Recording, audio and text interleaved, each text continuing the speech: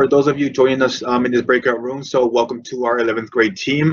We've also, I want to go ahead and introduce ourselves as teachers. My name is Mr. Garcia. I am the teacher for AP Physics 1 for the junior class, and then for senior elective, I also teach the second part, which is called AP Physics 2.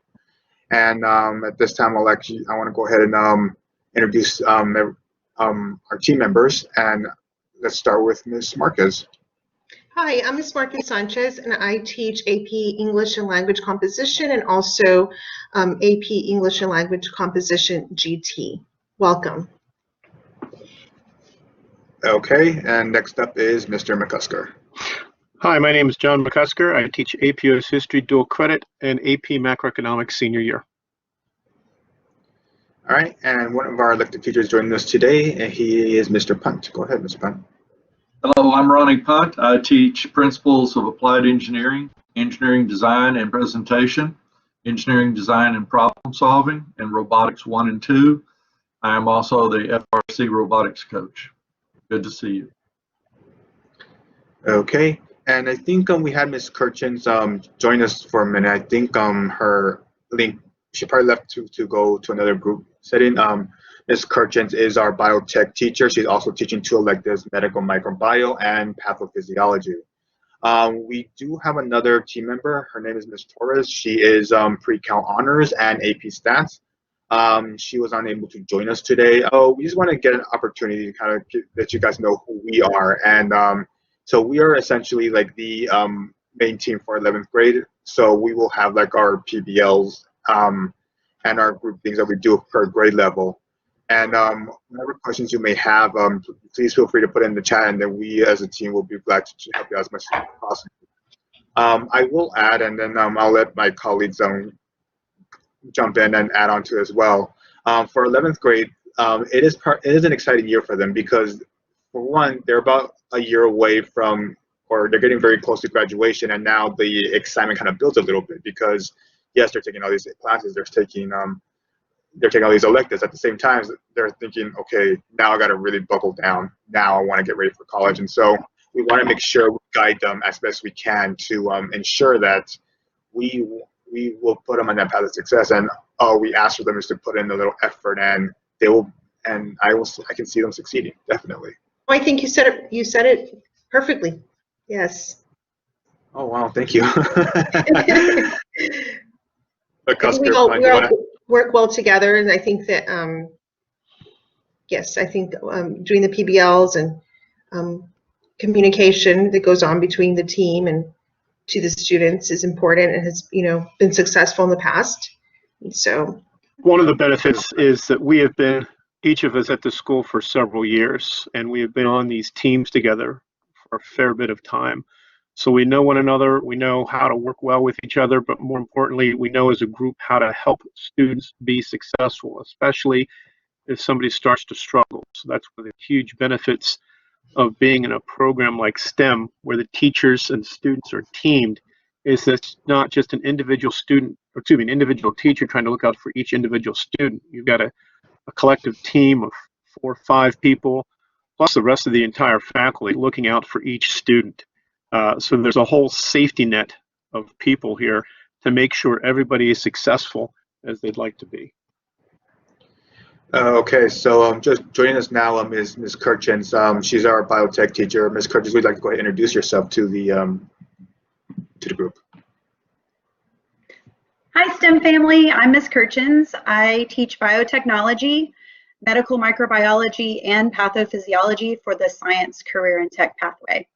Also, I'm a sponsor for HOSA, which helps kids get involved into the science career competitions. So, STEM. Thanks, Ms. Kirchens. All right, Mr. Punt, you want to add on to like just things that they might expect from junior team or as juniors in general in STEM? Well, the only thing I would add is that the junior year is an important year. This is where they're getting into more of the classes that are going to really help them in college, especially when they're in the engineering pathway.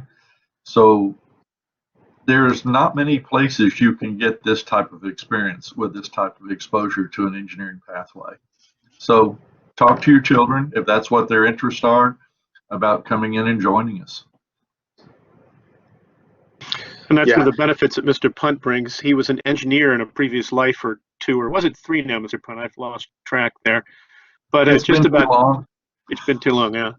But just about everybody brings a wealth of additional experiences into the classroom with them. So it is really an opportunity that these kids would not be able to have in a variety of different ways in a regular program.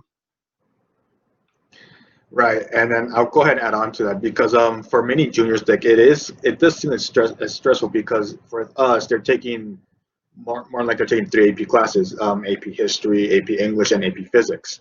On my end, I'm their first AP Science class that they'll take, and sure enough, it's probably the hardest AP Science in all the AP Sciences out there.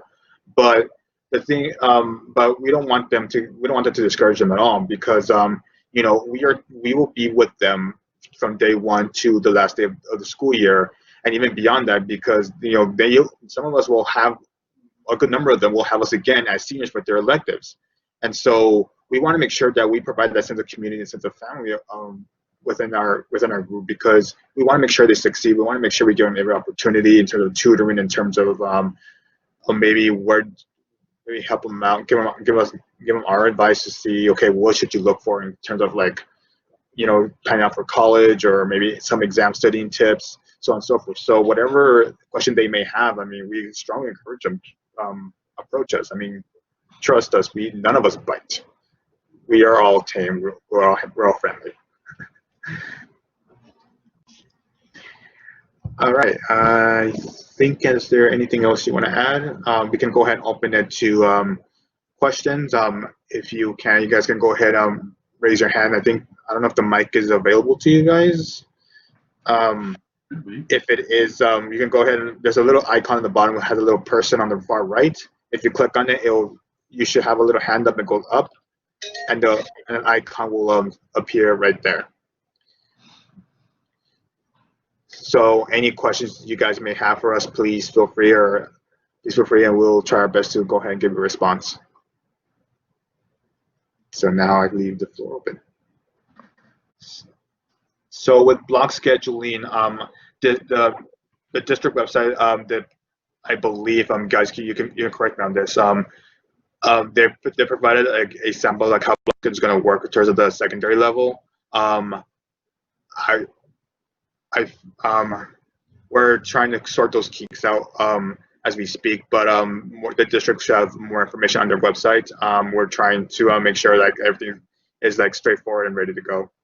I believe Ms. Rauschenberg is joining us right now. She's our computer science teacher. Ms. Rauschenberg, would you like to introduce yourself? Well, I'll hit the button. Yeah, I'm just going to say hi to everybody. I'm Ms. Rauschenberg. I teach the computer science classes. So I teach all 4 of them, all 4 levels, computer science 1, 2, AP principles, and AP CSA. If your kid has not been doing technology yet, they can all take AP computer science principles. That has no prerequisite, and it's a good introduction to computer science, and we do programming in that class as well. If you're already in the technology pathway, then that's another course also. And I also have the other AP class, which is a Java programming class, but that one does require CS1. I'm also the Cyber Patriot and the UIL coach. So welcome to STEM. Thank you, Ms. Rauschenberg. Let's see. Is there something specific about the block schedules that we were wondering about, like how will they work or how many periods? Or I just want to make sure we can get like a clear. We try to direct it as best we can.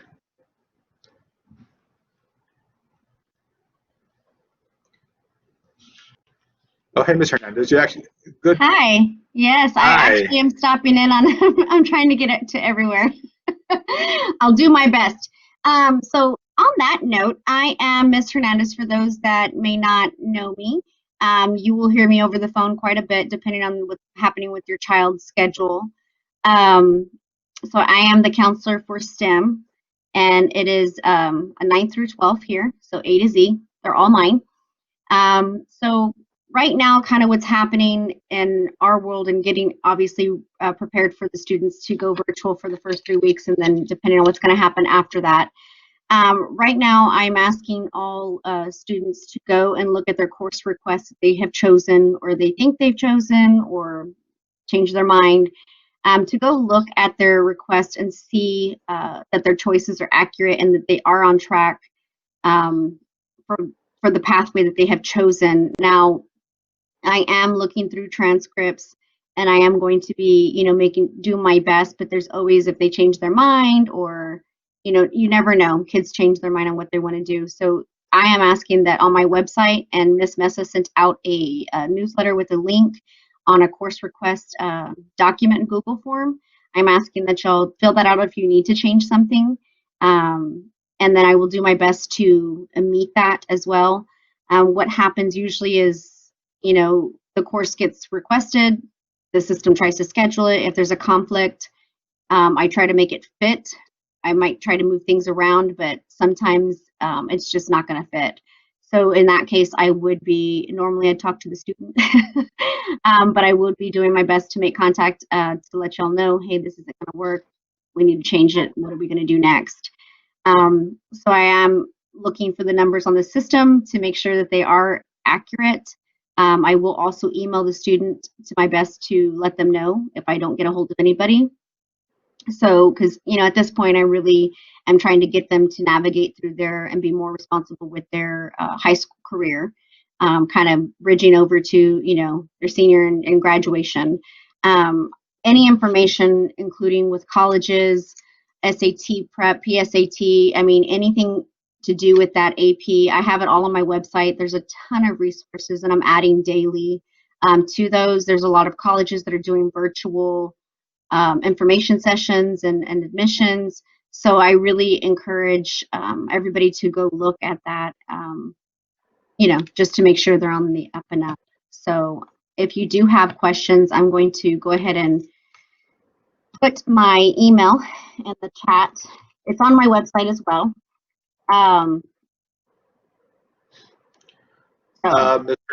Ms. Hernandez, we did get a question asking about schedules. Could you give a bit of an insight how that might work for this year?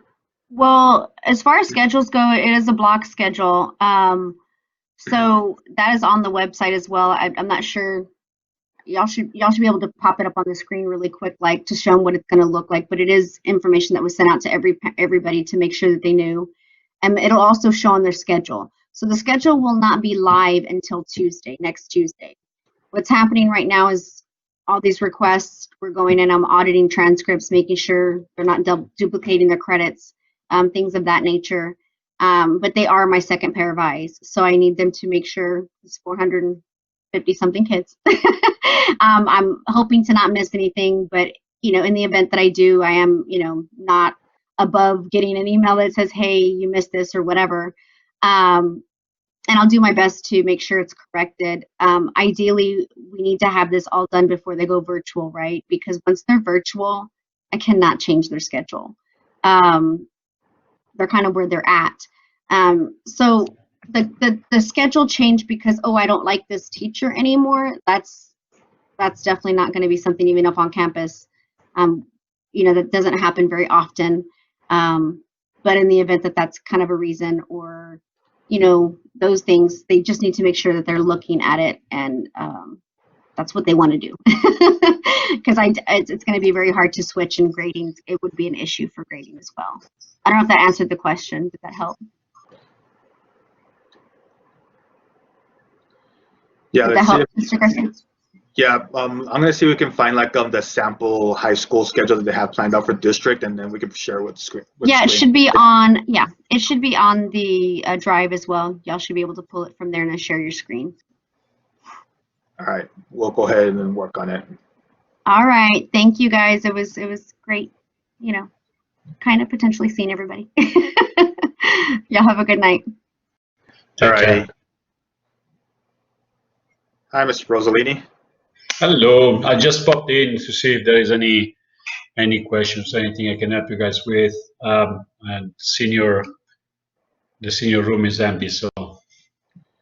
Well, our guests would like to know, well, who are you, perhaps? Yes, that sounds good. Yes. So, Mr. Rossellini, I teach mainly seniors this year, and but I do have a section of engineering mathematics, so where I usually have mainly juniors and some sophomores, and also engineering design problem solving. That's another sophomore junior class. So I may have a few of your kids. All right. Thank you, sir. Thank you. So I did find the sample high school schedule, how it might look like. So let me go ahead and second share with you guys. Give me 1 second. Let's see if my tech skills work. 3, 2, 1. There we go. Can we all see this one? Okay. So I'm not sure if you guys can correct me if I'm wrong about this. Were parents notified about what the schedule might look like about a few weeks ago? Correct. Okay. So as far as the high school is concerned, so normally for our school, they're scheduled for 8 period blocks, one first to 8 period, Monday to Friday. But one of those blocks will happen to be empty because that will be your lunchtime. Usually it's 4, 5, and 6. The way they're doing the blocks right now is they're splitting them up 1 through 4, Monday, Wednesday, Friday, and Tuesday, Thursday, 5, 6, and 7. Now, the one big thing is that in the there's some time in the morning and the afternoon between 8 and 9:50 and 3:30 and 5 o'clock or so. That's what's called our flex time. So like where you see in the blue regions, I think my mouse is moving. Yep. Okay. Extracurricular activities or athletics, because we want to make sure that they have that time to participate or be involved, because doing athletics or trying to train for football at home, that's a challenge. At least to an extent here. So the way that this is going to work is that 10 o'clock is when the classes are going to start. So it's going to be pretty much their same schedule, but it's only going to be the first 4 classes for Monday, Wednesday, Friday schedule with the lunch in between. And then the last class will end approximately 3:25. But again, once the schedules are established next week, they'll send out a more clearer idea. They'll send much more clear information about how the schedule is going to work. Tuesday, Thursday, however, it's the same idea, but you have 5, 6, and 7 periods, and these classes are going to be a little bit longer. So in other words, they're going to be close to about an hour and a half each, and they only meet with us Tuesdays and Thursdays. So if your child has 1st through 4th period, they're going to go Monday, Wednesday, Friday for about an hour. Tuesday, Thursday, they're going to go for about 90 minutes. So, all right. So other questions? You are so welcome, man. PBL will work for the fall, or how we are planning it out currently? So project-based learning is a key component at STEM. The junior team has been refining a PBL for the last several years, centered initially around U.S. history, physics, and mathematics, with English a key component as well. And what we'll be asking students to do when we roll this out for them, probably in October, we're still looking at calendars and making sure the planning is adjusted appropriately. But what we're going to ask students to do in groups of their choosing, assuming a various role for the project, is that they will be selecting a 19th century innovation, doing some research on that innovation, but then also building a presentation through a website that will examine how that innovation continues to impact and resonate with people in the United States and in the world in general, if you wanted, in the 21st century. So this is an idea of making connections and comparisons across time, which is a key aspect for AP US History and just about all the social science classes in the AP College Board domain. This is a project that students will have about 2.5 months. I think that's usually what we've given them to do in their groups. We have built in various checkpoints along the way to make sure that this is not going to be a last minute, night before kind of effort, because that works well for nobody. And then these students will be asked to present their work, again, via a web page that they're going to be asked to create. And they'll be doing it online this year, not just to teachers and fellow students, but also to various experts. One of the jobs, and this is why Ms. Jensen mentioned that, is that we're going to be asking students to reach out and contact an expert as they see it connected to whatever innovation or invention they are researching and presenting on, to have that person also evaluate their project.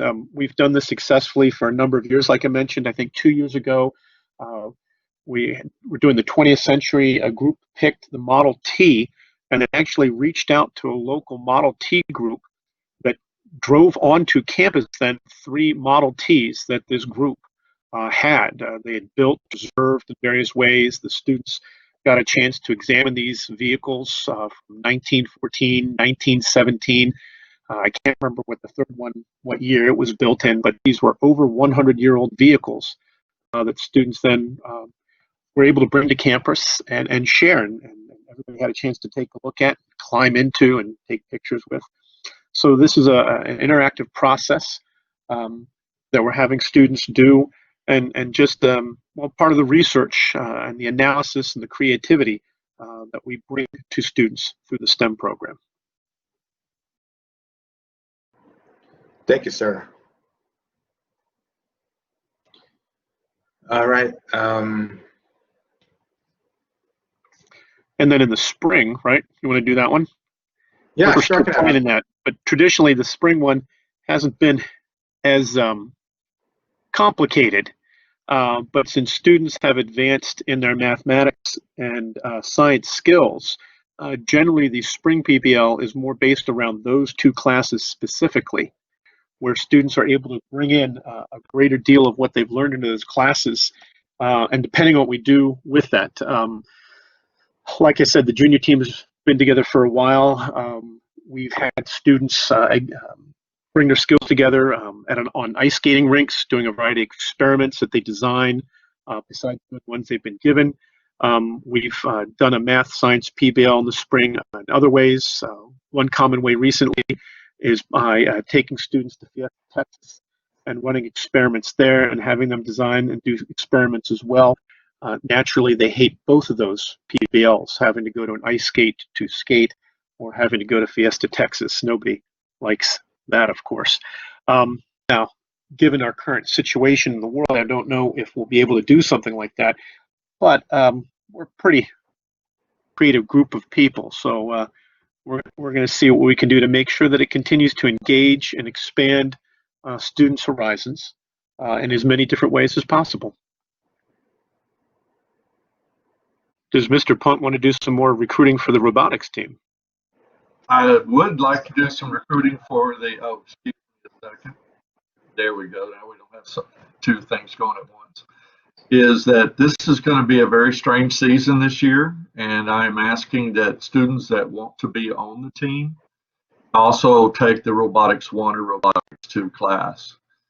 We are UIL, and that means that we're limited to the amount of after-school time, so we need that class time to be able to build something as complicated as an FRC robot.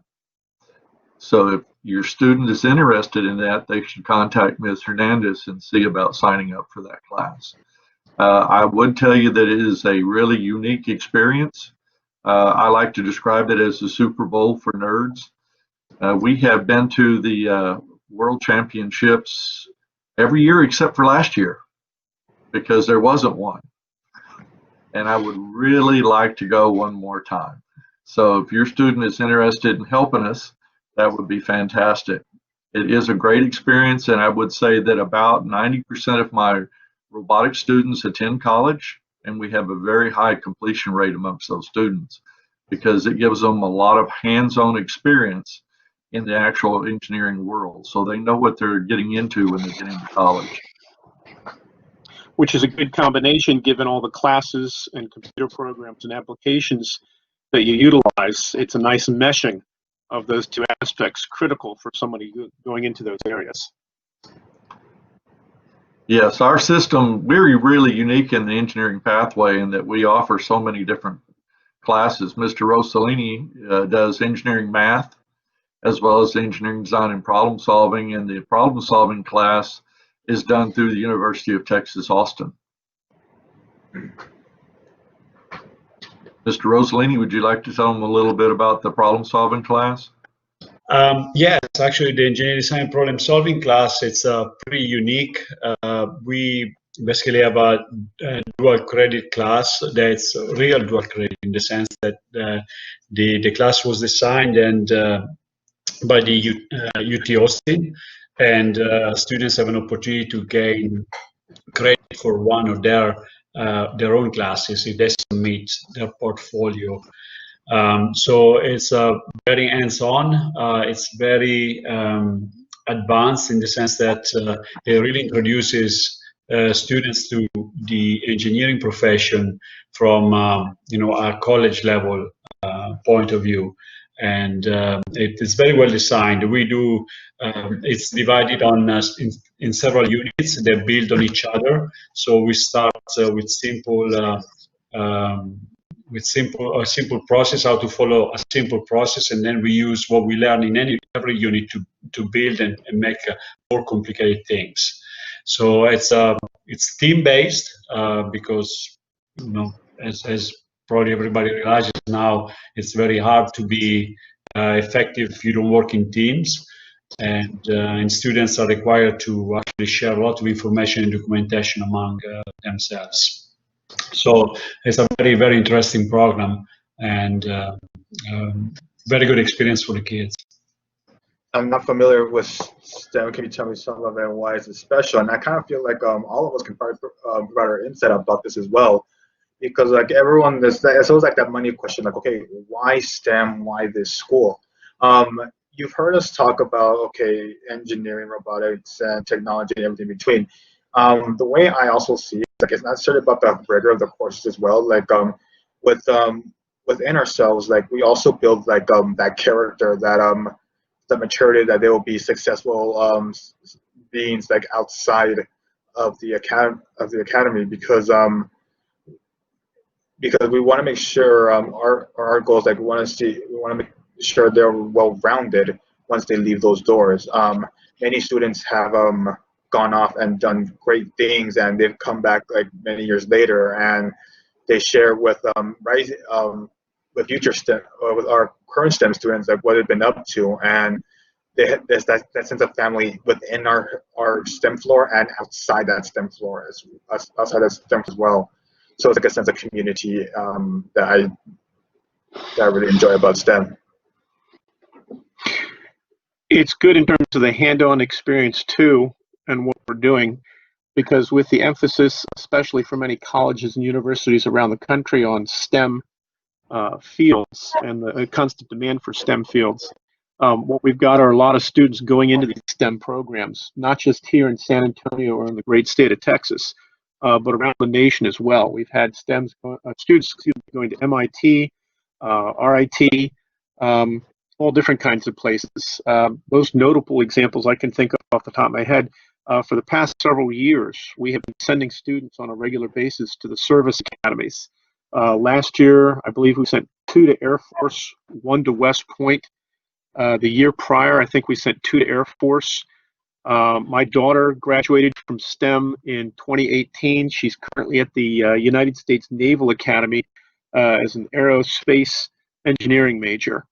So we have students that are easily able to, well, they have to work for it, obviously, but who are able to achieve access into some of the top colleges, universities, and programs around this country.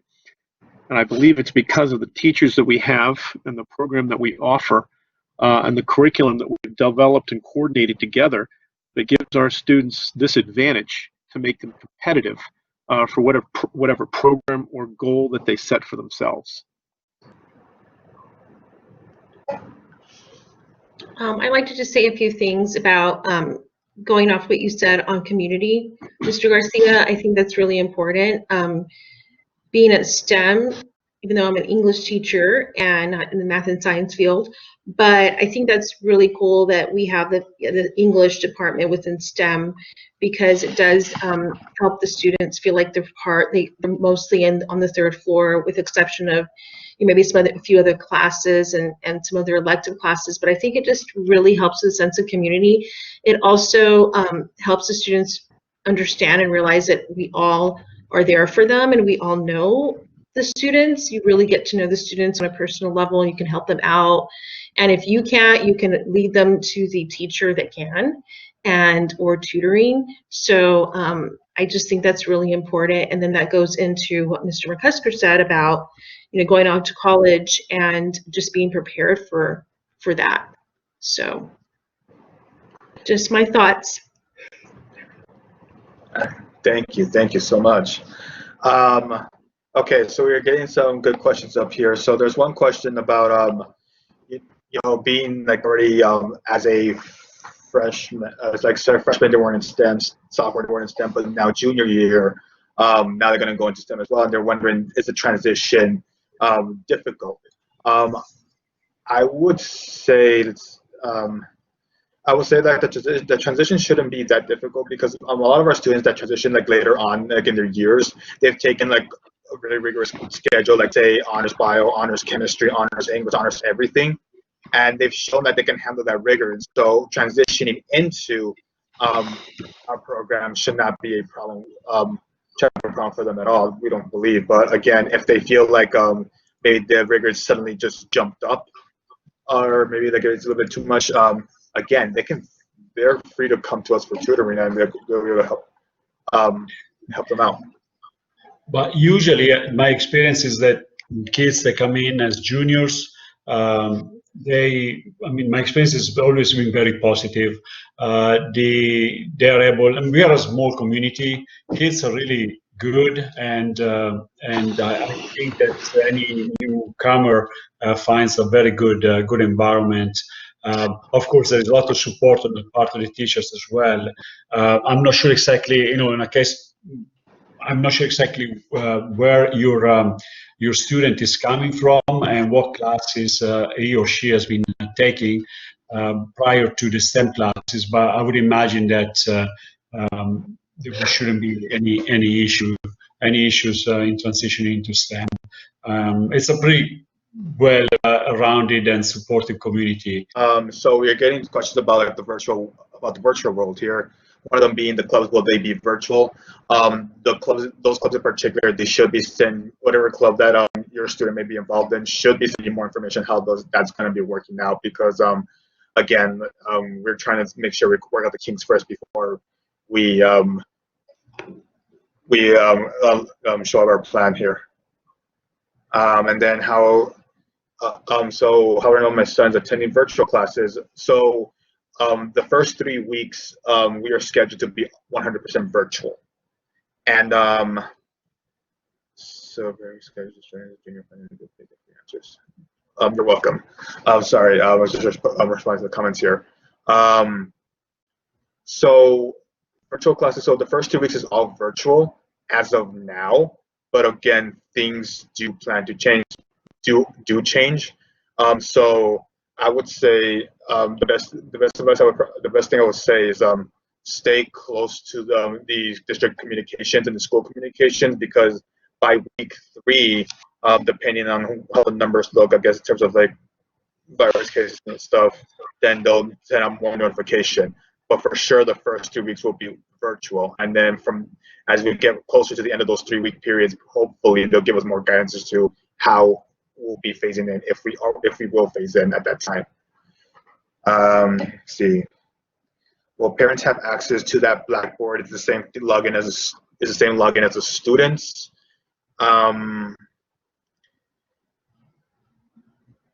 Because parents can access the Blackboard, correct? Yes. Yeah, Smiley mentioned they're going to be getting a parent access.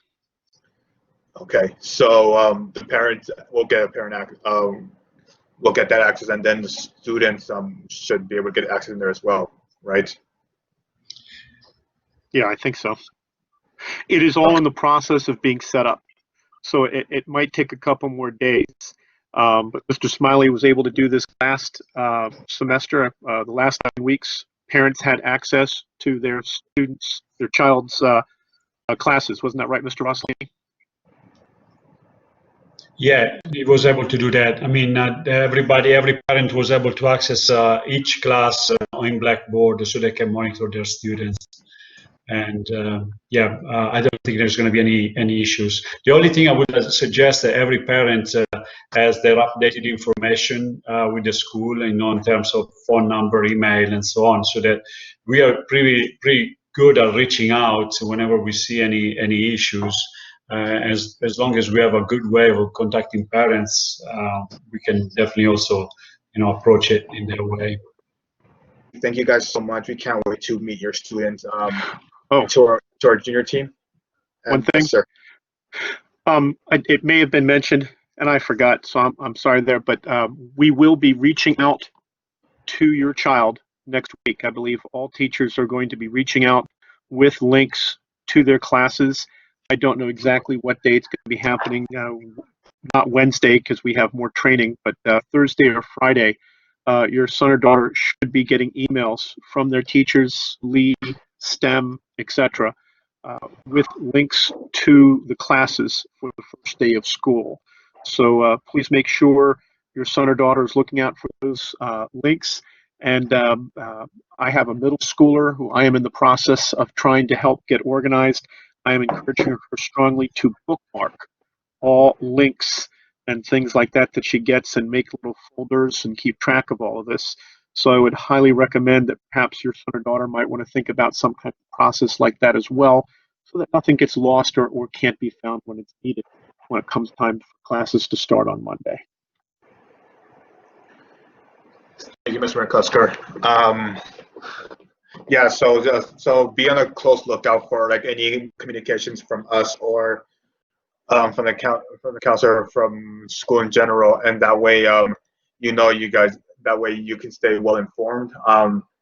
That way we can try to get everything sorted out, ready to go for the first week. So families, thank you so much for joining us this evening. We are going to go ahead and draw this to a close, but if you have any questions, you're welcome to type those in the chat. We'll be posting that Q&A on our webpage so that you are able to get the best information that we can possibly provide to you all. This session was recorded this evening, so you'll be able to go back to that as well. And again, thank you so much for investing your time this evening in us. And we hope that you'll encourage your kids to join us tomorrow at 3 o'clock as we have an opportunity for our teachers to interact with our students tomorrow. Have a good evening. Thank you. Good night.